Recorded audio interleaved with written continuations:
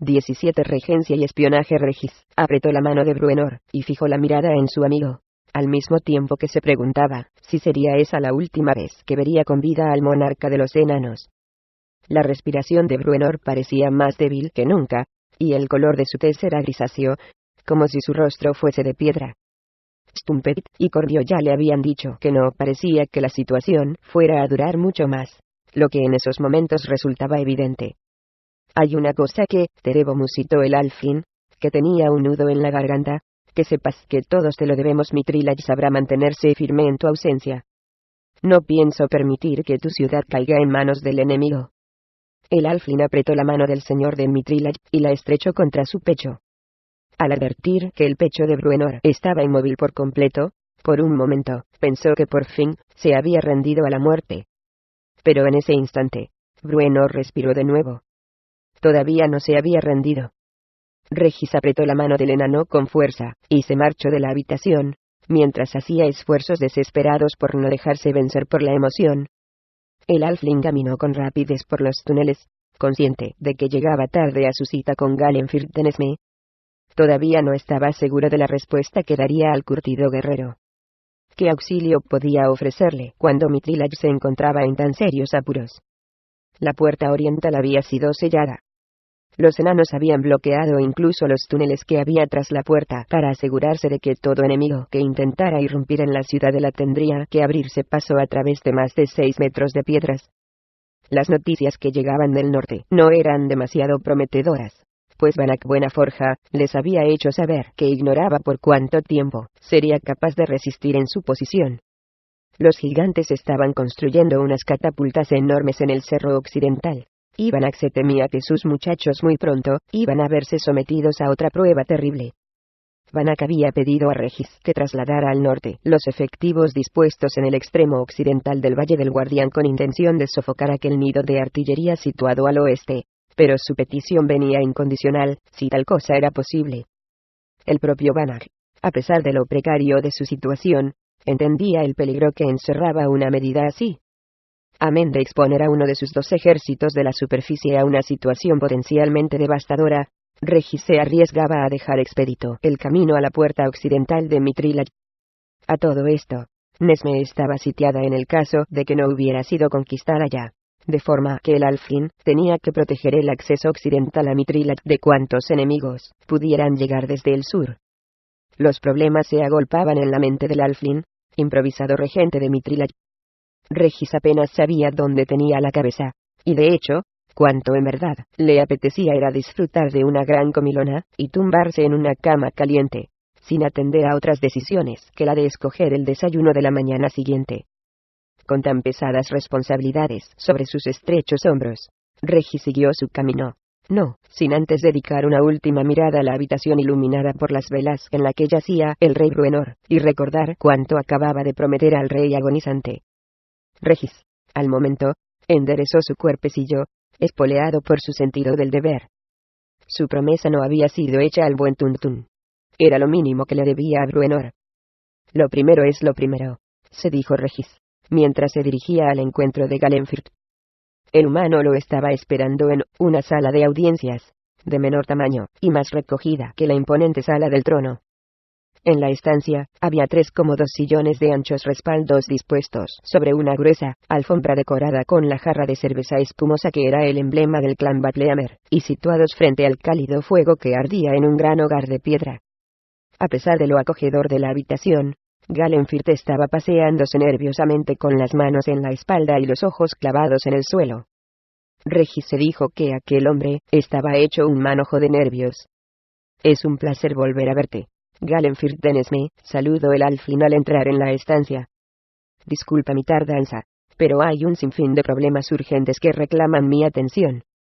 «Tu tardanza es bastante más excusable que la tardanza de Mitrilaj en acudir en auxilio de Nesme», replicó su interlocutor sin contemplaciones.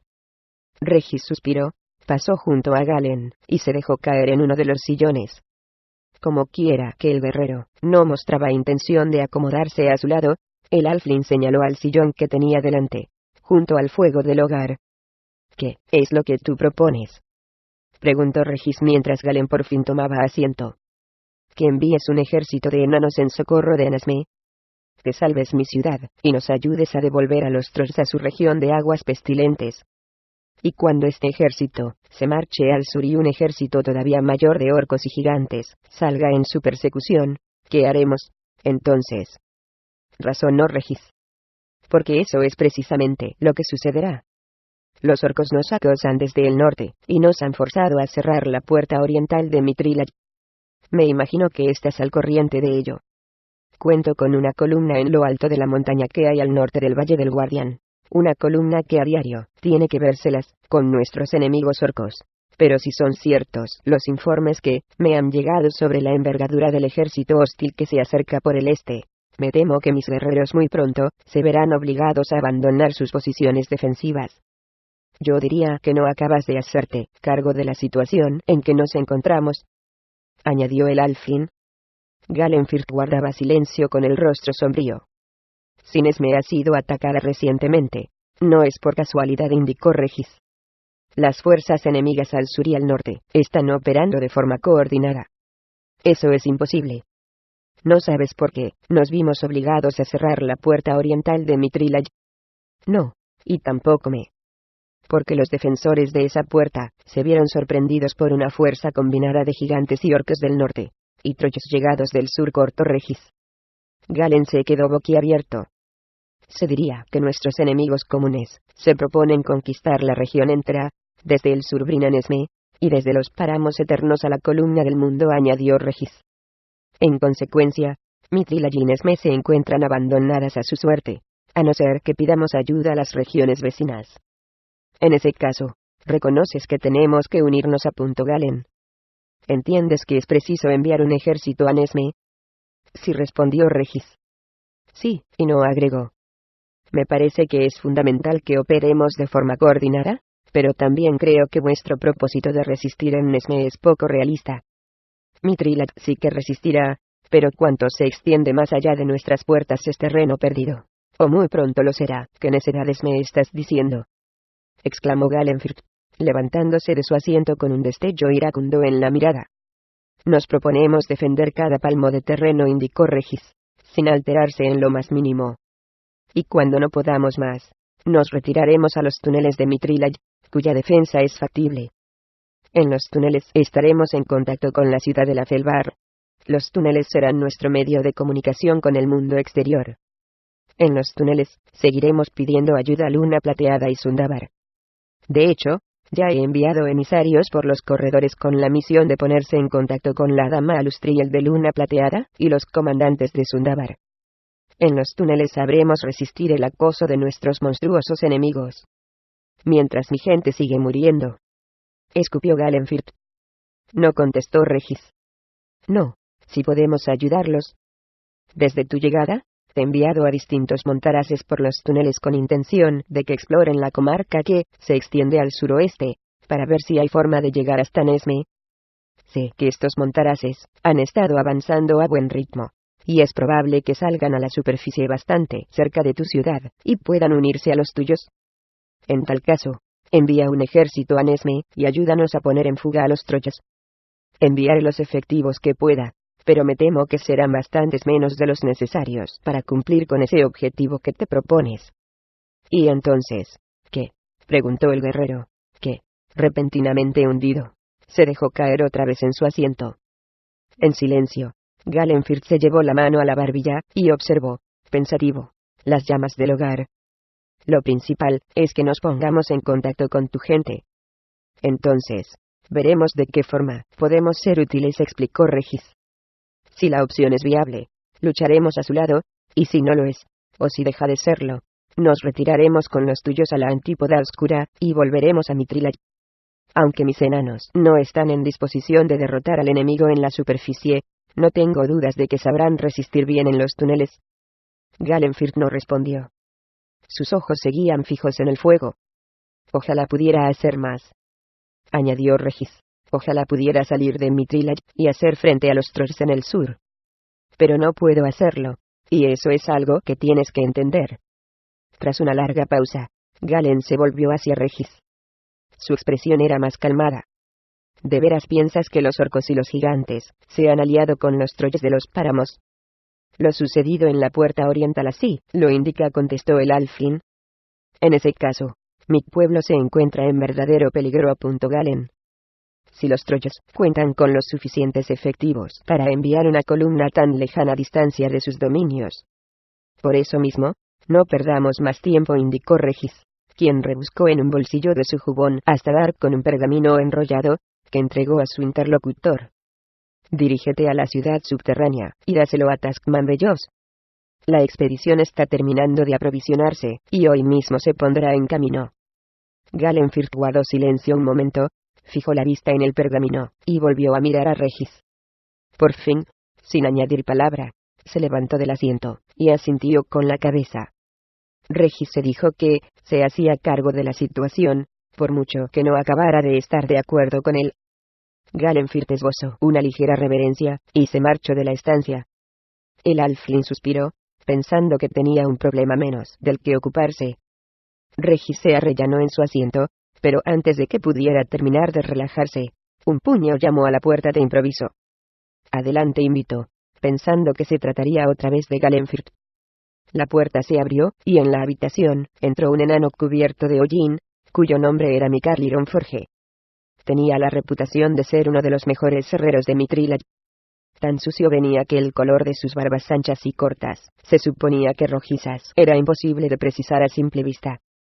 Mikael Ironforge vestía un recio delantal de cuero, y una camisa negra con una sola manga que le cubría el brazo izquierdo, y estaba cosida a un grueso guante ignífugo. Manchado de hollín a más no poder, su desnudo brazo derecho era casi 2 veces más ancho y musculoso que el izquierdo por obra de los años, y más años pasados, manejando enormes martillos de fragua. ¿Otra vez el gnomo?, preguntó Regis. Mikael había venido a verlo 2 veces en los últimos días para explicarle que el diminuto visitante de Mirabar se mostraba curioso en extremo en sus paseos por la ciudad subterránea. Nuestro pequeño amigo ha vuelto a interesarse por los mapas, refirió Mikael. Los mismos mapas. Los de los túneles occidentales, los que están medio abandonados. ¿Dónde está en este momento? La última vez que lo vi, estaba recorriendo esos mismos túneles, explicó Mikael. Yo diría que cree haber encontrado algo. ¿El qué? Ni idea. La mayor parte de esos túneles llevan siglos cerrados, a no ser que los abrieran los Duergars que llegaron a Mithril con el dragón. En todo caso, nadie los ha explorado a fondo desde nuestro regreso. ¿Cuál puede ser su propósito? Dar con una salida. Dar con un acceso por el que los de Mirabar puedan atacarnos, preguntó Regis. Dar con un camino por el que transportar nuestras reservas de mineral a las fraguas de Mirabar. Lo dudo. El mineral de por allí es de muy baja calidad, respondió Mikael. De hecho, en esos corredores nunca hubo otra cosa que carbón y pizarra para las forjas. Si nuestro pequeño amigo ha recorrido tan largo camino para robarnos un poco de carbón y pizarra, es que está loco de remate. Esas materias tienen muy escaso valor, y Mirabar cuenta con reservas más que suficientes. ¿Te parece que puede estar investigando la existencia de túneles que lleven hasta Mirabar? Mikael soltó una risa desdeñosa. He sabido que existen otros túneles que conducen a Mirabar, respondió. Un día de marcha nos bastaría para recorrer los túneles que llevan al oeste, y salir al exterior, fuera del alcance del enemigo, y a poca distancia de Mirabar. Ese gnomo tiene que saberlo. ¿Qué se propondrá, entonces?, se preguntó Regis con voz queda. ¿Cuál sería el objetivo de Nanfoodle? De forma instintiva, el alfling llevó la mano a la cadena que pendía de su cuello. Encuentra a Nanfoodle, y dile que venga a verme, instruyó Regis al enano. Muy bien, combinó Mikael al punto. Se lo digo por las buenas, o por las malas. Quiero que lo coacciones, contestó Regis. Cuéntale que quiero hacerle saber ciertas noticias que pueden ser de interés para Mirabar. Yo preferiría decírselo por las malas, murmuró Mikael antes de marcharse. Tras la marcha del herrero, otros informantes se presentaron con noticias del este y el oeste relativas a los combates que tenían lugar en el exterior, y a la situación en los túneles. Regis los escuchó con atención, considerando la situación, y pidiendo ocasional consejo a los enanos que lo asesoraban. El alfling entendía que su función se asemejaba más a la de un sintetizador de información que a la de quien tenía la última palabra, por mucho que los enanos prestaran creciente atención a sus opiniones. Y esa era una circunstancia que lo confortaba tanto como lo asustaba. La cena le fue servida en la misma pequeña sala. En ese instante, un emisario llegó, y le hizo saber que la expedición formada por Galenfried y una cincuentena de enanos había emprendido el camino hacia el sur. Regis invitó al emisario a sentarse y referirle la marcha de la expedición en detalle, pero Mikael Ironforge irrumpió en ese momento en la estancia. Más trabajo, comentó Regis al emisario, invitándolo con un gesto a servirse él mismo de las viandas dispuestas en la mesa. Eso está hecho, repuso el emisario, quien se llenó un plato con carne, se sirvió una gran jarra de hidromiel, y se marchó de la sala en silencio. Mikael y Nanfodle entraron en ese instante. Tengo mucho que hacer, indicó el herrero al marcharse, no, sin antes servirse un enorme plato de carne, y una gran jarra de hidromiel. Siéntate, invitó Regis al gnomo, ¿te apetece echar un bocado? Me temo que no han dejado mucho, contestó el gnomo con una retorcida sonrisa, si bien en ese preciso momento dos enanos entraron con nuevas provisiones. Determinados a no dejarse superar por ningún enano, el alflin y el gnomo empezaron a comer con apetito. Entiendo que tienes noticias para Mirabar, indicó Nanfodle tras echarse al colecto un largo trago de hidromiel. La verdad es que el maestro Ironforge no se ha mostrado muy explícito. Quiero hacer una petición a Mirabar, corrigió Regis entre bocado y bocado. Imagino que estás al corriente de la situación en que nos encontramos. Son muchos los monstruos que os atacan, apuntó Nanfodle, echando un nuevo bocado de cordero y bebiendo un nuevo trago de hidromiel. Más de los que piensas, repuso Regis. Nos atacan por todas partes. Por los demás, imagino que el Marchion el Astul sabrá del ataque sufrido por Nesme, que acaso haya caído ya en manos del enemigo. No sé cuánto tiempo seguiremos resistiendo en la superficie. Por eso mismo, es preciso que Mirabar movilice su ejército. En beneficio de Mitrilay, inquirió el gnomo, a quien un bocado de carne se le escapó por la boca, abierta a causa de la sorpresa. El gnomo se apresuró a beber de su jarra de hidromiel. En beneficio de Mirabar, corrigió Regis. ¿O es que piensas que los monstruos se conformarán con la mera conquista de Mitrilay? Regis se dijo que su interlocutor parecía un tanto nervioso, que cada vez comía menos y bebía más. Mejor así, se dijo Regis, quien pasó a hablarle de la caída de la puerta oriental y la inesperada aparición de los trollos llegados del sur, junto a los orcos y gigantes del norte. El alflin se extendió ampliamente en sus explicaciones, y dejó que Nanfodle siguiera echando copiosos tragos de hidromiel. Algo después, cuando el servicio llegó con más comida y bebida, Regis musitó a uno de los enanos: cuida de que la hidromiel de la próxima ronda sea bien fuerte, como la que beben los revientabuches. El alflin miró de reojo a Nanfodle, y añadió: tampoco te pases de la raya. No es cuestión de que ese pobre gnomo acabe por perder el conocimiento. Una hora más tarde, Regis seguía hablando, y Nanfodle continuaba bebiendo. Coma en todo caso, la Septrana y tú habéis venido a comprobar cómo se encuentra Torgar, y a reforzar los vínculos que unen a nuestras respectivas ciudades, dijo Regis de pronto, alzando un tanto la voz. El alflin llevaba rato orientando la conversación en tal sentido, centrándose menos en monstruos y batallas, y más en la relación existente entre Mirabar y Mitrilay. Eso me parece a mí, cuando menos. Nanfodle abrió mucho los ojos, tanto como podía abrirlos un gnomo tan ebrio como él. Pues sí, tartamudeó Nanfodle. Para eso hemos venido, claro está. Naturalmente, repuso Regis. El alflin acercó su rostro al de Nanfodle, echó mano de su collar, y empezó a juguetear con el mágico rubí, haciéndolo girar entre sus dedos. Está claro que todos queremos lo mismo, agregó Regis, mientras Nanfodle fijaba la mirada en el rubí. Queremos que nuestras dos ciudades mantengan buenas relaciones. Sí, claro, respondió el gnomo, cuyos ojos no se apartaban del hipnótico girar del encantado rubí de su interlocutor. En circunstancias normales, Regis no se habría atrevido a recurrir a un truco así. Torgar y Singleseme Serruf le habían informado de que Nanfodle era un extraordinario alquimista. Si a su evidente inteligencia se le sumaba la natural resistencia que los gnomos exhibían a dejarse hipnotizar, el truco nunca habría funcionado en circunstancias normales. pero Namfotle estaba borracho. El gnomo estaba por completo absorto en la contemplación del continuo girar de aquella piedra reluciente. Me preguntó qué tiene que ver la relación entre nuestras ciudades con esas exploraciones tuyas de los túneles occidentales de Mitrila, y añadió Regis, como por casualidad. Soltó Namfotle. Sé que has estado recorriendo esos túneles, repuso Regis con calma, atento a seguir preservando el hechizo de su rubí. Me lo han dicho varios de los míos. Los enanos encuentran que tus paseos resultan un tanto curiosos, pues en esos túneles no hay nada. ¿O sí que lo hay? Nada en absoluto, pues fueron sellados tiempo, contestó Namfotle en tono ausente. En tal caso, ¿qué relación pueden tener esos túneles con vuestra misión?, preguntó el Alfling.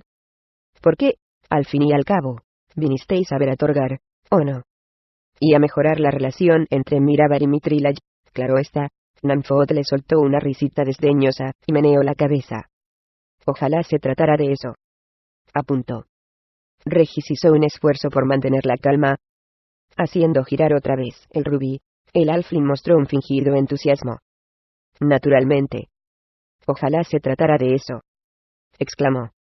Y bien, mi querido gnomo, cuéntame a qué habéis venido en realidad.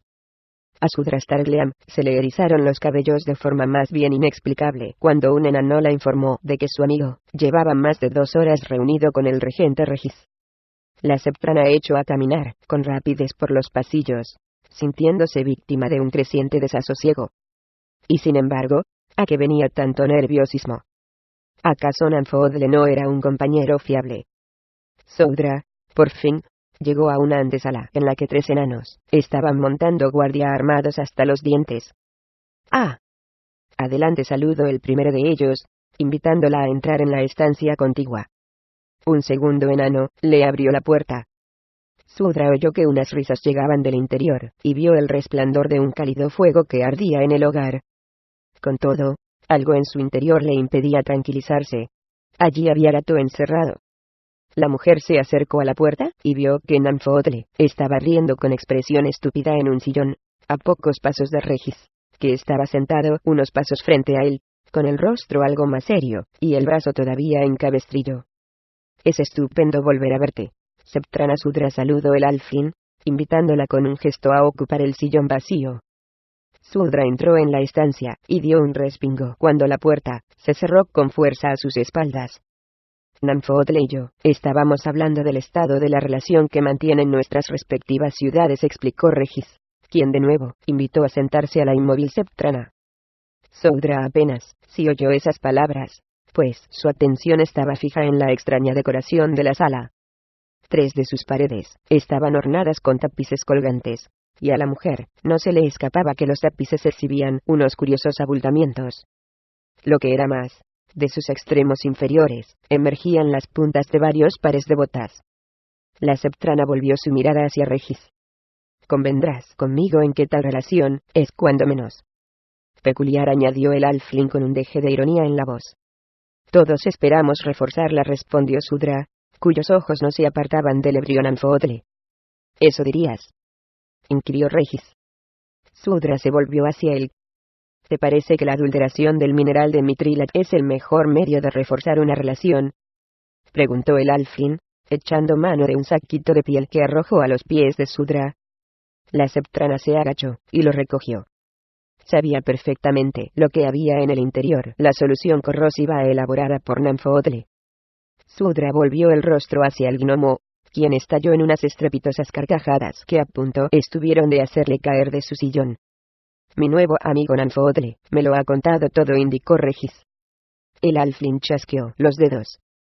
De la parte posterior de los tapices salieron 3 enanos con caras de pocos amigos.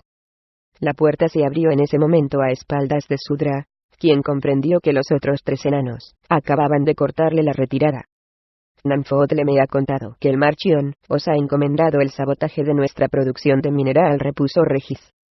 Que su objetivo consiste en desacreditarnos ante nuestros clientes, para que Mirabar salga ganando en la guerra comercial que piensa entablar con nosotros.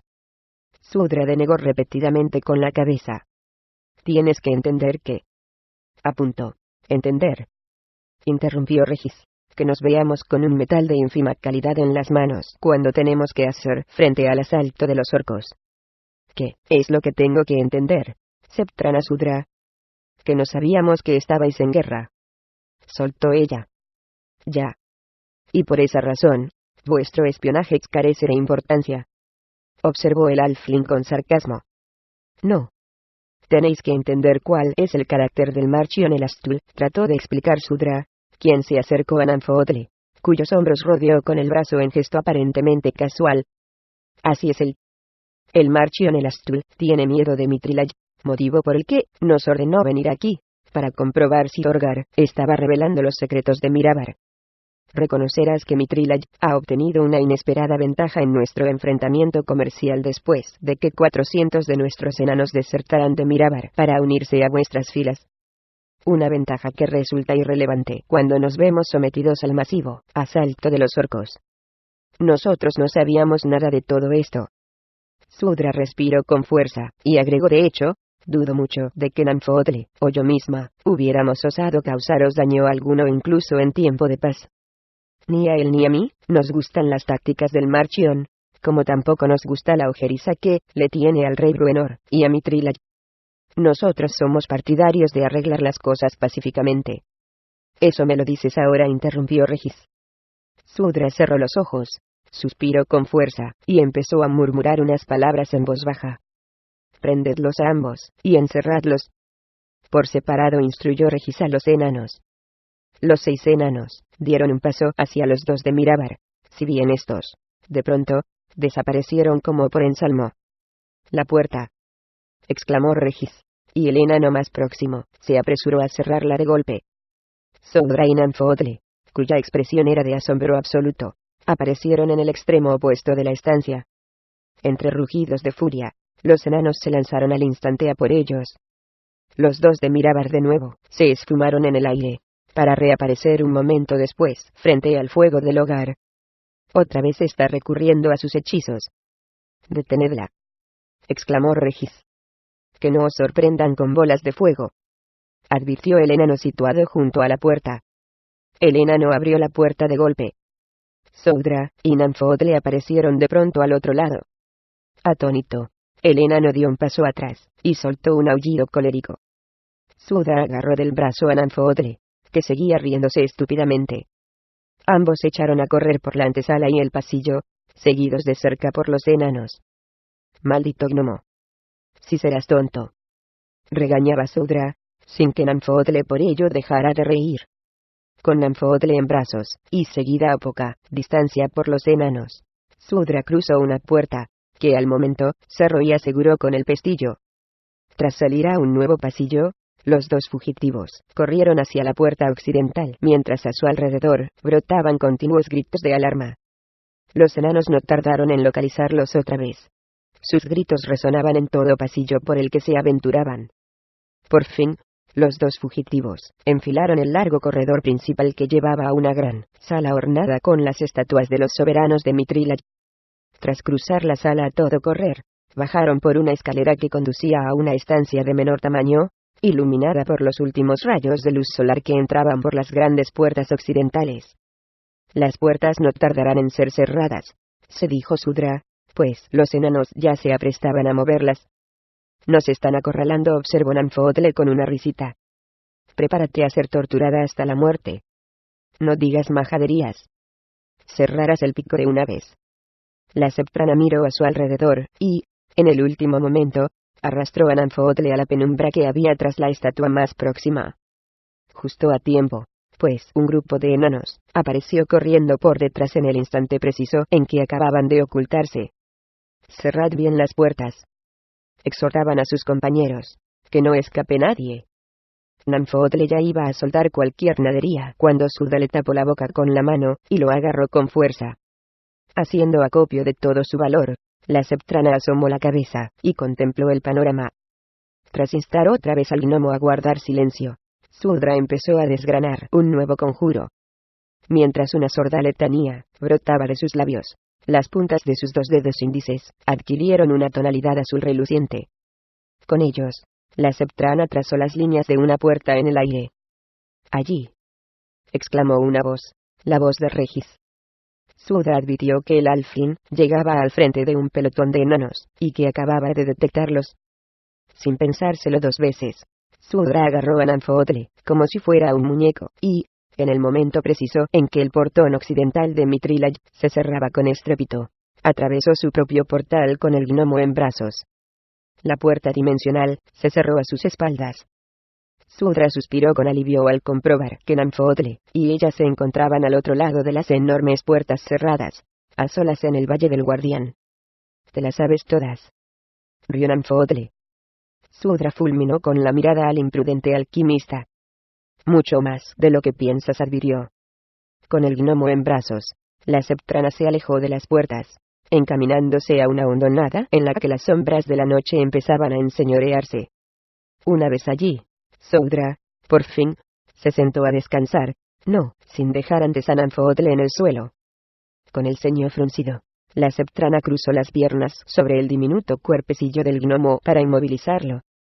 Cuando éste hizo amago de protestar, Sudra se llevó un dedo a los labios y le instó a guardar silencio. «Pero», insistió él. «CHSSS», repitió ella. Y con un deje de amenaza en la voz, añadió: «Mejor estate calladito, o yo misma me encargaré de hacerte callar.